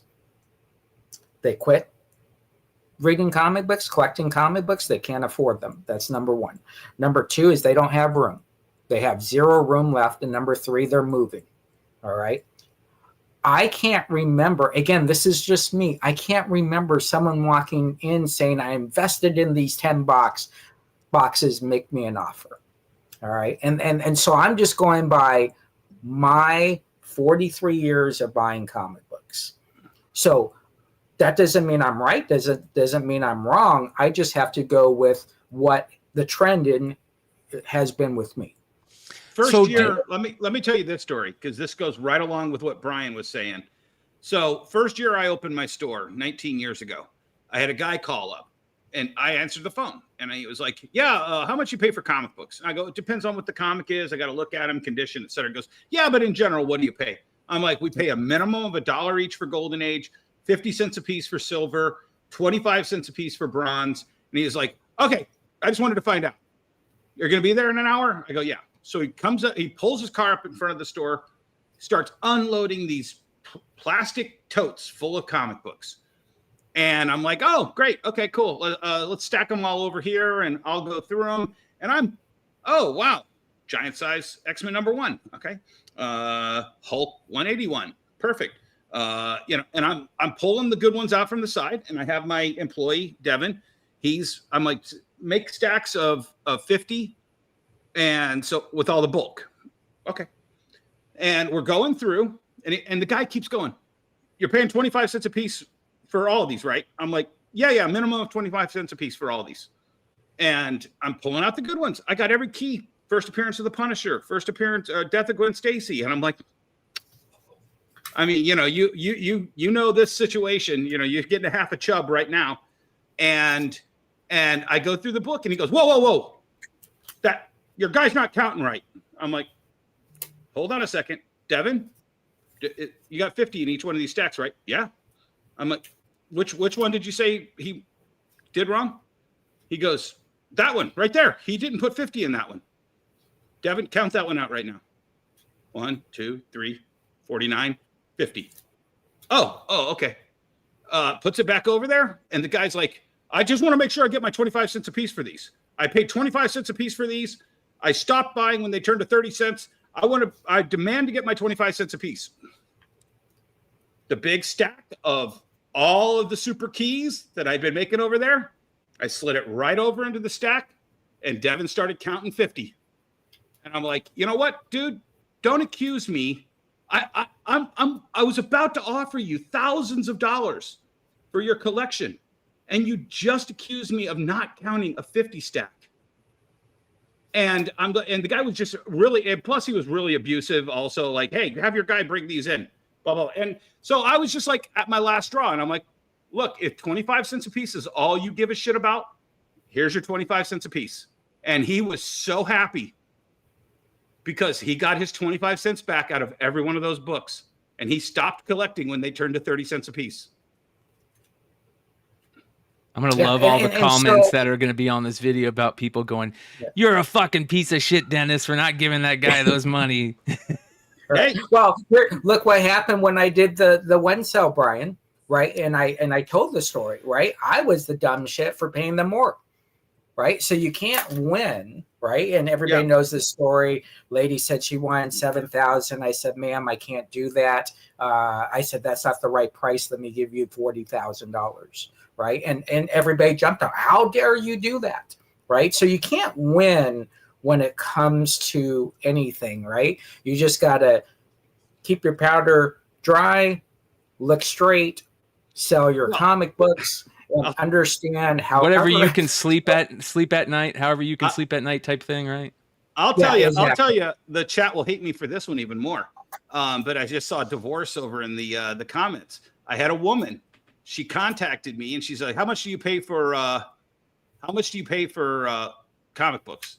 And I'm like, it's usually, a minimum of $40 a piece for long boxes. And she goes, oh, okay. And she brings it in and she has my staff unload it. Did you say 40 for a long box? I still pay almost 40 for a long box. What the man? Well, it's got to be from a Oh, collection, really? not from another dealer. Dealers Okay. only get $20 because it's all their garbage they can't sell. So this woman brings in, and it is 100 long boxes. It fills up every spot on my table, and I start going through, and they're all the long boxes are numbered 1 through whatever. And this woman's like 40-ish years old, and I'm like, oh, so where did the collection come from? My husband cheated on me, and I got the comic books in the divorce, and he really wanted these. And I'm like, well, I have to go through. Goes, nope, you said $40 a long box. I will take exactly $40 for every one of these comic books because I know he paid way more for them, and I want to fuck him as hard as possible. Here's your $4,000, man. So it's funny right now because people in the chat are saying, Dennis, you just lost your moral high ground against the church flippers. We're going to have that toy podcast clipping this where Dennis said that he paid 25 cents an issue. Well, you know what? Here's the thing. The guy only wanted 25 cents a piece, and he would not let me do my fucking job.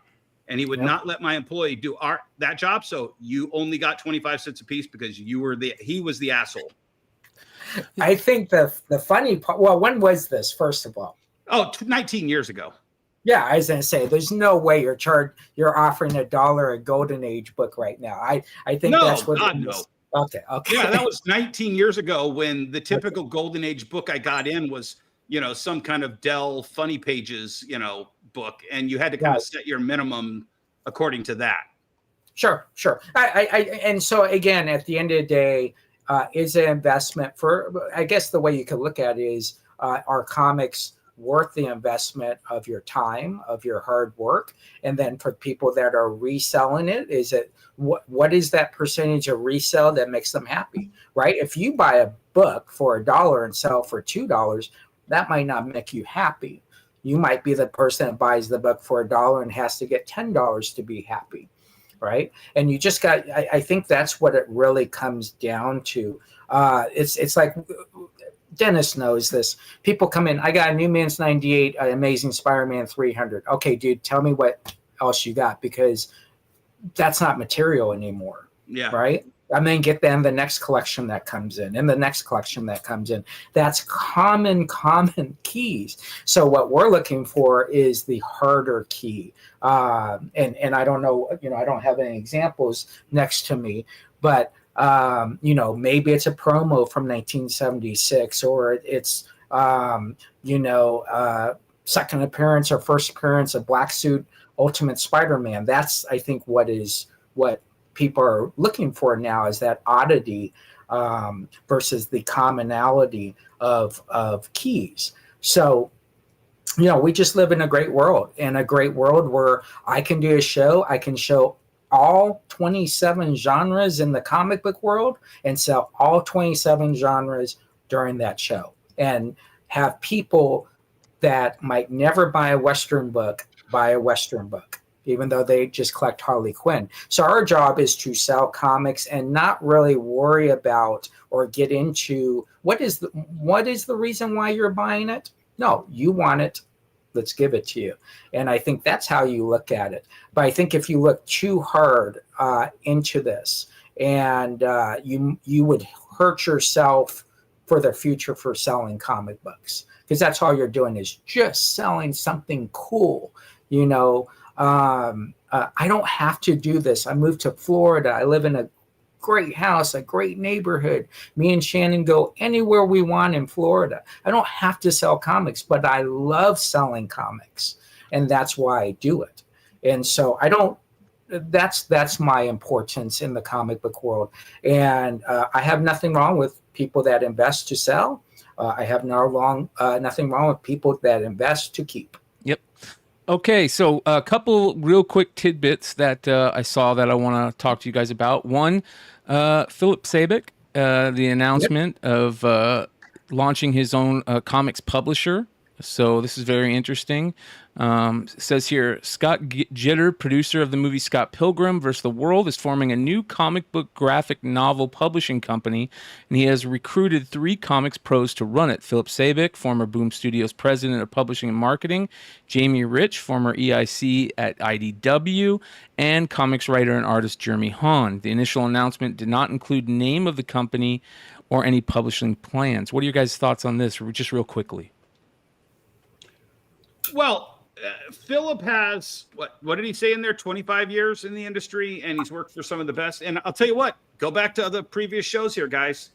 How many amazing comic creators have dropped Philip's name in, this is the guy that told me to do this and it changed my career. This is the guy that suggested this. This is the guy that did this over here. Philip is one of the smartest guys in this industry. And when he left Boom, the first thing we said on this show was, he's not leaving Boom if he doesn't have one hell of a thing that he's coming into. I sent him a message yesterday when he announced that he was doing the head speech at the Ringo Awards. And, I messaged him today congratulating him on it. He's excited for this new opportunity. He has been the bridesmaid dozens of times, and right now he's the bride. And I don't think he could ask for a better partner than the guy who created maybe one of the most comic accurate reimaginations with Scott Pilgrim. And I'll tell you what, after I watched Extraction 1, I'm like, oh, this would be a great comic book. And then Extraction 2 was even more of a comic book. So this guy, Gitter or whatever his name is, I've never met him. I don't know who he is. I don't know which one of those 2 guys, but I'm guessing it's the guy in the purple shirt. It's definitely, you have to have somebody who understands how to take that idea and put it into the written form with the storyboarding. And clearly, I think that's the kind of guy who gets it. And Philip probably understands that this guy gets it. And I'm not sure who the other guy is, but if Philip and this guy have put that guy in the middle of them, my guess is this is going to be a pretty successful IP house. Yeah. Yeah. I think Philip, a couple things about Philip. Philip is a how can I help you guy in the industry. He is not selfish. He is a guy that comes to the dance when you need it. He is a guy that will come to you when you need help, even though you don't want to go public to ask. And I think one thing in this comic book industry you will find that is the gold standard is 99% of these people in the publishing world do not leave the comic book world. They will find a spot someplace else. We wish him luck. He has this great venture, and we'll see how this plans out after he's the keynote speaker. Then he's got a lot of work to do. Yep. Next, this was interesting. NYCC expands to Wednesday with Retailer Day. It says here New York Comic Con is just too epic to be confined to a mere 4 days. The event held October 17th through the 20th at Javits Center is adding Wednesday as a quote-unquote retailer day. In what is dubbed Retailer Day, New York Comic Con 2024 will open its doors a day early on Wednesday, October 16th, for comic book retailers and sponsors of the event for a full day of programming, meetups, and more about the comic industry. New York Comic Con 2024 Retailer Day takes place Wednesday, October 16th from 12 p.m. to 9 p.m. as a closed-door event for those with a pro badge in the comic book industry, as well as those presenting at the event. What are your thoughts on this? So I'll go first on this one. So this technically predates COVID, where Diamond used to do these, right? So nothing has changed other than COVID came in, Diamond stopped doing them. I don't think they saw it in their plans to do it. Lunar does something, but they do it, I think, on Thursday night, Penguin on Friday night. So this has been done in the past. What retailers have to realize is it worth the money to do it? This is New York. It's not Long Beach. It's not Tulsa, Oklahoma. This is New York. Adding a day in New York, that's adding another $1,000 to your budget. Okay, let me stop Jesse. And first of all, I'm going to disagree with Jesse, and I'm going to disagree with Jesse, and then I'm going to agree with Jesse, and then I'm going to disagree with him. So Reed Pop, who puts on New York Comic Con C2E2, they always had some form of diamond involved. However, at one point for several years, Jesse, if you remember, we used to have that retailer window. It was like about 4 hours after the diamond stuff, but before general admission got in, and it was always on Friday. So diamond be over at noon. Doors would open at like 4 or 5 on Friday, and we had a little window to sneak in there. But let's not fool ourselves, Jesse. Let's not fool ourselves, chat, Emmett. This is not for us. What this is for is the publishers that set up at Reed and have slowly been migrating away from doing these big show presences, because they have to do San Diego if they want to be relevant. They have to do all this other stuff. But Reed is putting on, hey guys, we're going to have retailer day, and we're going to get as many retailers in as possible. We're going to have this programming, but we're also going to give retailers this whole day to meet and greet and blah, blah, blah. And I remember this happened right when COVID was, when Reed thought they were going to be the nexus of retailer to publisher. We had a what do they call that? The where all the windows and all the people, the thing, Zoom call. We had a Zoom call during COVID. Fuck me, I don't care. We had a Zoom call that Reed put on, and that's when I heard about the button and bad idea and all that bullshit. And all of the publishers got FaceTime with retailers during this, and it was all put on by Reed Pop. And I knew then, and then guess who they hired to start running C2E2 in New York Comic Con? Chris DeLando, the retail rep for Marvel Comics. So I knew that this was all this kind of bigger plan to kind of take over what Diamond was doing and commoditize it to make them more like a San Diego event, because a lot of publishers weren't setting up at New York Comic Con. They were setting up at C2E2, but they were not setting up at New York because of Jesse's expense. However, I want to have at least an hour, Bryan and Jesse, where we talk about the hacks of how you can do this way more efficiently and way cheaper. Because 2 New York Comic Cons ago, the year of the giant Wi-Fi breakdown, I finally figured it out, and I finally have the fix on how you do New York Comic Con like you would do a normal Comic Con without paying New York prices. And we have to have an entire hour show just about hacking big city like New York Comic Con. Right. Well, I just to follow up on this. So we used to go to events that were comic book retailer summits, right? Notice how they've taken the word comic out, and now it's just retailer, right? Because now they don't want to define a retailer. Retailer could be a YouTuber, it could be a whatnot person, an eBay Live person, an Amazon person. So again, is it good? Is it bad? Who knows? You got to attempt it to figure it out. But again, conventions are the number one thing that goes against a retailer is time. And you're then put people in that retail room for eight hours with all these different people. I don't know if it's time effective for you unless at the end they're passing out goodies. There we go. There was a couple other things that they announced there.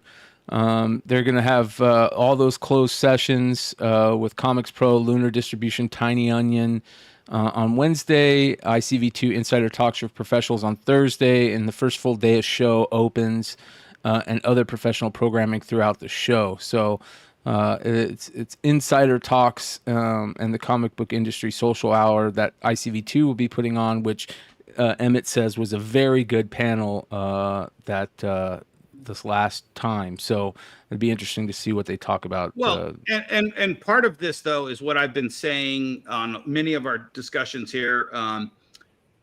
We're not the target. We're the product. Okay, the retailers are the product. We're the product that's being sold to the publishers. Hey, we're going to give a free pass to these retailers. They're going to be at our beck and call. We're going to make them go to this presentation and that presentation, much like the Diamond Lunch that I explained after San Diego. They're selling us to the publishers, to the people who have products to sell. Of course, Comics Pro is going to be involved with this. But I guarantee you, this also comes from the people who want to buy us. This is the people who, I told you, the grifters, the middlemen, the investment people who are like, oh, hey, yeah, we're going to talk to 500 retailers at New York Comic Con. Give us $10,000 and we're going to give them these freebies. And we're totally going to make this money off the back end here or there. It's kind of disgusting, but if you understand what it is, there is a benefit to it. You can turn the table on that. Because if you put me in front of a publisher, I'm going to ask them the tough questions. Why do you have a 30-minute presentation for a book that doesn't sell more than 5,000 in the market? You better impress me. If you paid money to get me in front of you, I'm going to make you regret it if you don't have something to really sell me. Right. And keep in mind, in the early 2000s and 2010s, they would be breakouts, right? Remember when they used to do breakouts so that the publisher couldn't talk to the group as a whole. They would talk to people, 20 people at a time. And so that the 20 people had the opportunity to partake, to ask questions, and then the next 20 would come in. Do you know why that was, Jesse? Why was that? Because this guy would stand up and during the Q&A would ask questions that the entire audience could hear. And right. I could only be in one round table discussion at a time. And then they would have 5 other round tables without me that they could pitch that. Right. So let me tell you something funny. So in the middle of a summit, folks, here's Dennis, middle of a summit, right? Microphone set in the middle of the aisle. And this is back when there's thousands of people, right? Thousands of people. Someone talks, everybody hears.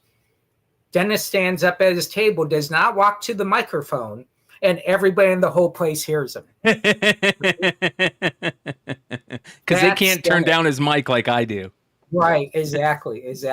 And so you have to, and just to put this part in the nutshell, is you have to figure out what is important to you as a brand, what is important for you if you want to go hang out with friends, if you're going for a photo op with some people, with the publishers, which is what my forte is get those handshakes, get those photos. So everybody has a reason to go other than everybody the last 20 minutes standing in line to get their freebies, right? And pray tell you're that last publisher that no one is paying attention to because everybody wants to get their freebies. So, yeah, I think it's something that ReedPop and most conventions that are the higher level should partake in those type of things. And one final point is just keep in mind, everything said in those private rooms 3 minutes later is out in the public. Just like every other thing. If you think that your group messaging, if you have a group message with 10 other people on Twitter or Facebook or somewhere or Google, that is not staying in there. Just so you guys, everybody knows. They had a year where they took all our phones,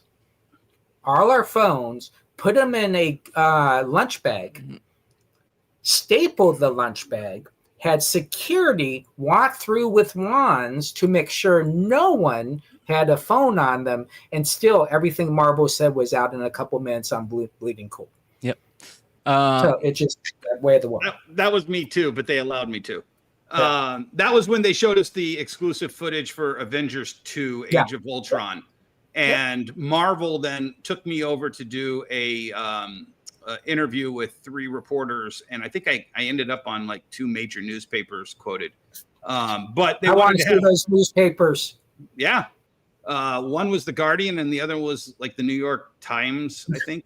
No, it was crazy. But that was the thing. They wanted to control it, and they knew I was going to blab it anyway. So, why not just have Dennis give his Smart. That's smart. Yeah. A couple of quick things to end the show. We talked about when Brian Pulido was last on for his 50th year collecting comic celebration. We talked about him being part of the original Ultimate Spider-Man 100 Hero Initiative collab, which to me is one of the coolest things that he's ever done. And it really helped out a lot of people in need in the comic books industry. And they're going to be doing it again. Now they're going to be doing the Superman 100 project, where they'll have a bunch of blank covers being sketched by artists like Kevin Eastman, Frank Quitely, and 98 other people. And then eventually they're going to release all the sketches as a book, and they'll also auction off the original art, which to me is very cool. I would love to know, Brian, if you're watching this, I would love to know if Brian is part of this too. I don't know if he is or not, and it'd be very cool if he was. And then finally, I want to give a big shout out to the one and the only teen sensation, Billy Tucci. Happy birthday. Recently celebrated another revolution around the sun. So big happy birthday to the one and the Actually, only we have Billy 2 Tucci. other past guest birthdays.